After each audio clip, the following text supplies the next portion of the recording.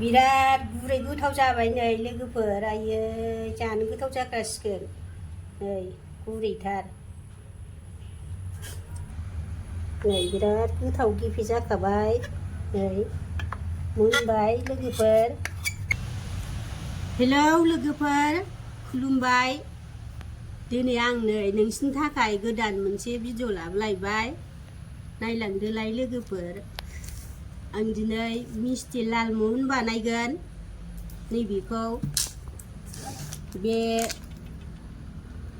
लालमहन बानायगोन आङो मिस्टि गोजा गलाब जामुन आथा बियो दा मानसिफ्रा आंनि बे मिस्टि बानायनाय कमेन्टआव हरदों मादै मिस्टि गोजाबो बानाय होननानै लालमहन बानाय होननानै दा आङो गलाब जामुननि लालमहन बानायनो थिनदों आरो बानायनानै दिन्थिनोसै बेखौ नोंथांमोनहा आंनि मिस्टि गुफुर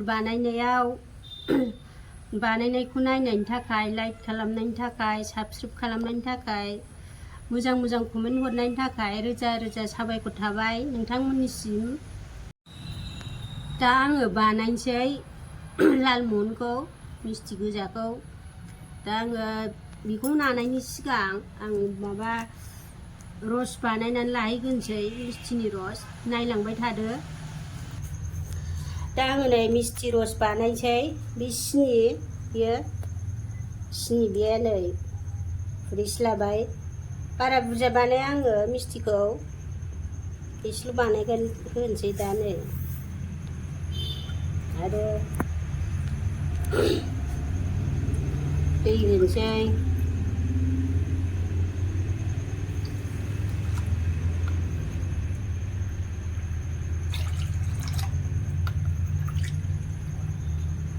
मिस्टिया रससो बियो मिस्टि रस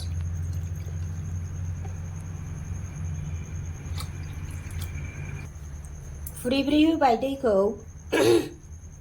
बेजों रस जानांगौ बियो बेखौ बानायनानै दोनग्रोसै थान्दा खालामनानै माबानांगौ दा आरो नै बे इलाइसिखौ होनोसै आङो बिराद गोथाव मोदोमो इलाइसि होबा बेखौ होनोसै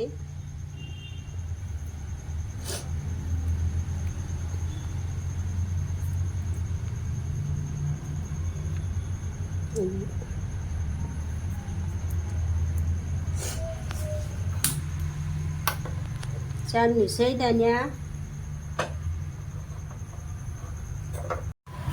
सिनि गलिगौमानि एरबाय थानोसै बेखौ बे आरामनो एरबाय थानांगौ गलिगौमानि बेखौ एसे आं जेबो कालार थालार होदेरा दे बेजोंनो जागोन आंना जायखौ होदों बेखौनो नुखागोन नोंसोरो मानो थगायनानै बानायनो आं जेबो होदेरा कालार होदेरो मानसिफ्रा गोजा जानायनि गावनो गोजा जाखायो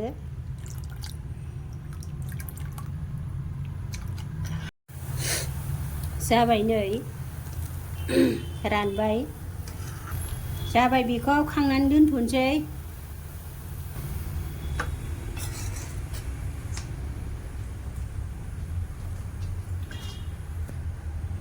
बेखौ दसे दोनथ'नोसै दानिया आङो नाहैनोसै गलाब जामुनखौ नै बेखौ बानायनोसै पेकेटआ नायलाय बेसे समायना गलाब जामुन आं दा दिरुनसै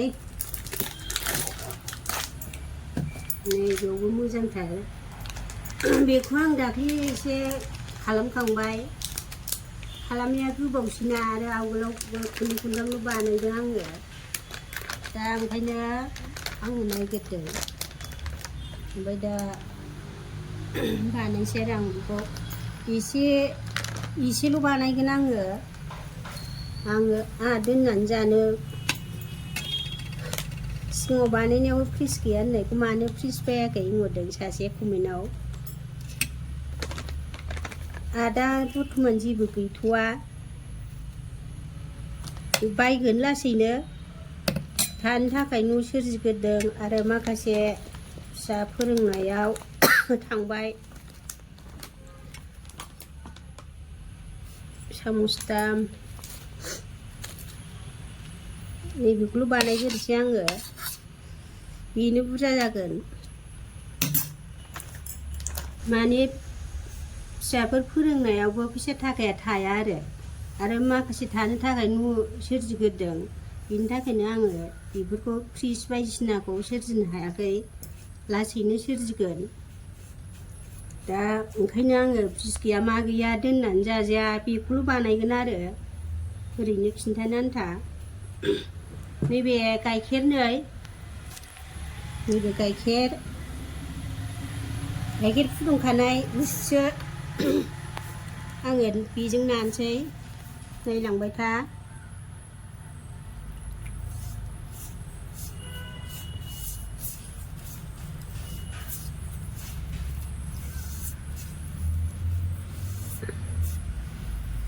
सिगांनि मिस्थि गुफुर बानायनायावबो सासे गावदों होननानै कमेन्ट हरदों। मानो बानायग्रोमोनाथ' रावबो ओरैनो हायाना, सोलोंबाय थानांगौ, बानायबाय थानांगौ। आंबो बेबायदिनो आवगोलाव सोलोंबाय थानांदों, उनावसो जालाङो लासैनो। आरो नानायफ्रा मोजां जायाबा गावो, गोरा गोरि नालाबायनोबो नाङा बे जिनिसखौ। आरो दै लाव लाव जानो नाङा, एसे गोरान खालामनांगौ, सेबनाया मोजाङै जानांगौ, मोजाङै नानांगौ। बेखौबो मोदोमलायथारो, बिराद गोथाव जाखायो। बाहाय आं जेबो होआखै दे सनाफोर, खुनु माबा बेकिं होआखै आरो सदा होआखै। गावनो गिदिर जाखायो, थिफुखायो। बेखौ दा नायबाय था नोंसोर, फिसायानो गिदिर जाबावगोन। जाबाय, नै जाबाय। सिथर खालामसै।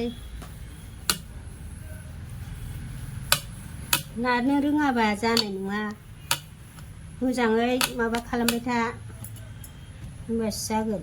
खेबसेयैनो बोरै जानांगौ, बिदि गेफे जानांगौ। नै गावनो थाव ओंखारखाबाय, एसे गेफे जानांगौ। बेखौ आङो खालामसै फिथर।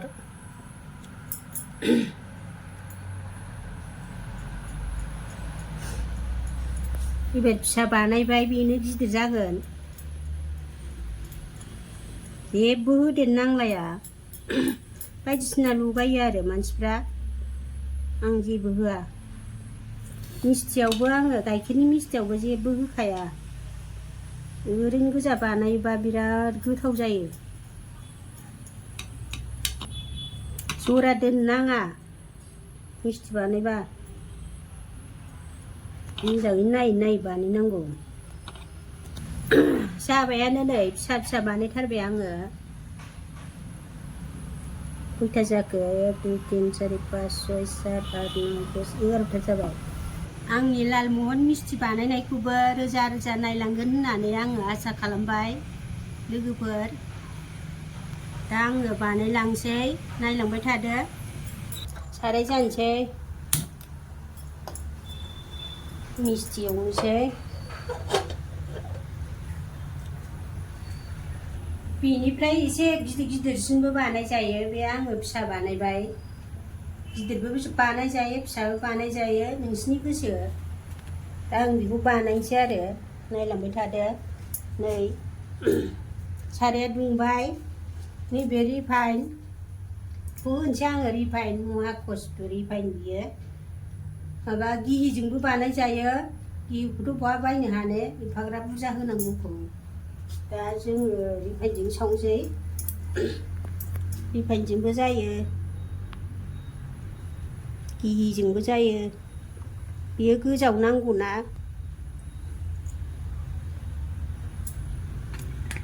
सिगाङाव दुंनायनि अरखौ गिदिर होबाय, नै आरो दा फिसा होनांगोन, होसनसैबा। थावा दुंबाय, नै अरखौ फिसा खालामनानै होसनसै दानिया। नै बेखौ होनोसै,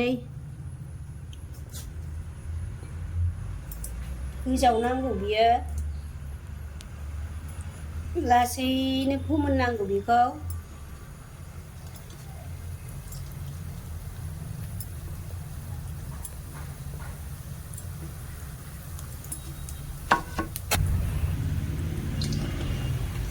हरग्रोनाया बेबायदि जाबाय नै ओमफ्राय थिफुखाबाय गावनो बुरजा खालामसै एरबाय थानांगौ माथो दोलाबोबायसो सारायाव नांनानै जाबाय नै गोजा जाहांबाय एसे गोजा एवनांगौ एरबाय थानांगौ दोननाङा दहाय दसे लेट जानायानो नै खामनो नागिरदों नैबे एसे सिथाबहैदों कालार जेबो कालार होआखै आङो बाहाय जाबाय नै लालमहना खांसै गोजा जाबाय बेखौ मोनहोथारनांगौ बिदिनो एरबाय थानांगौ दोननो नाङा आं दा खांसै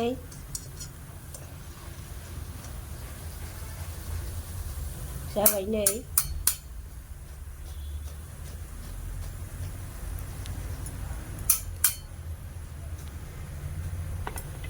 बैयाव दोनसै र' दाना दहायनि रस बानायनायखौ नायनोसै नै बाहाय होनोसै बियो गुदुङैनो दङ दुंबुरबुरावनो होनांगौ बेखौ होनोसै नै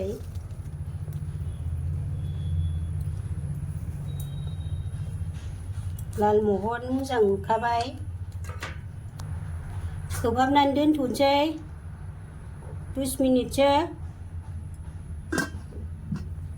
नै लोगोफोर मिस्थिखौ नायनोसै जादोंना जायाखै नायनोसै नै खुरैयाव हायखांसै नायनोसै नै बेसि मोजां जाखो 20 मिनिटसो जाबाय जायखिजाया बाराबाबो जायो रसाबो नै एसे खम जाबावबायसो आङो बारा गोदै होआ सिथाबलायनाय थावनाय मोना थागथि गोदैसो बियो सिथाबाखै बारा बिदि ओरै लावलायलायनायबाथाय जानो हाया बिराद गुरै गोथाव जाबाय नै लोगोफोर आयै जानो गोथाव जागासिगोन नै गुरैथार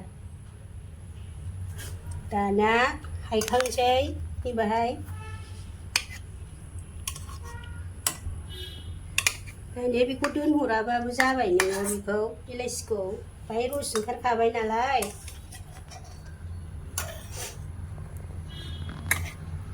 नैबे फिसाया नैबेसे जाबाय गिदिरसिना गिदिर जाबाय लोगोफोर फिसा फिसासो नुदोंमोन ना नुवाखै बेसे गिदिर जादों दखानावबा बियो 10 थाखा जाबाय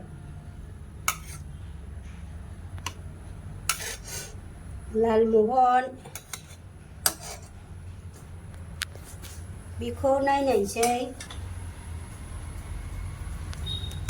सरनानैबो होजायो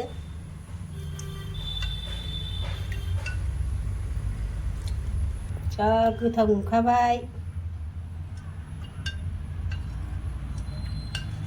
दानिया बेखौ नायनोसै मोनदोंना मोनाखै बेखौ हाखावनानै नायनायसै नै बिराद गोथाव गेफे जाखाबाय नै मोनबाय लोगोफोर नै गुरै जाथारबाय गोथाव जाबाय मिस्थियाथ' जाबायानो नै लोगोफोर नोंसोरबो बेबायदिनो बानायनानै जादो न'आव एफा फ्रिजआव दोननानै थान्दा थान्दा दखानफ्राव बायनानै जानो बादोंबा न'आवनो बानायनानै जादो बे लालमहन मिस्थिखौ गलाब जामुनजों बानायनाय आरो आंनि लालमहन बानायनायखौ नायनानै गोदानफोर नायदोंबाबो साबस्क्राइब खालामना हरदो अननानै आंनि गलाब जामुननि लालमहन बानायनायखौ भिडिअखौ नायनानै साबस्क्राइब खालामहरदो लाइक खालामदो कमेन्टआव हरदो लोगोफोर जाहाथे आङो मोजां भिडिअ लाबोबावनो हायो आङो भिडिअखौ एसेयावनो दोनथ'बाय लोगोफोर